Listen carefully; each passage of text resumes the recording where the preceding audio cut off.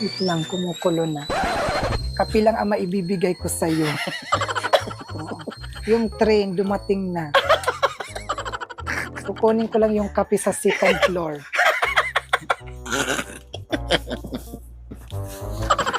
Wait lang ha, kay raffle to.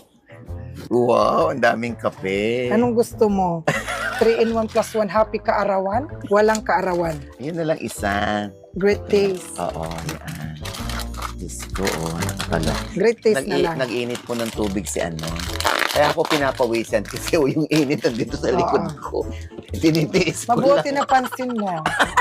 Gusto ko, para maramdaman mo ang init. Kailangan mo kape lang muna para malasap mo ang probinsya.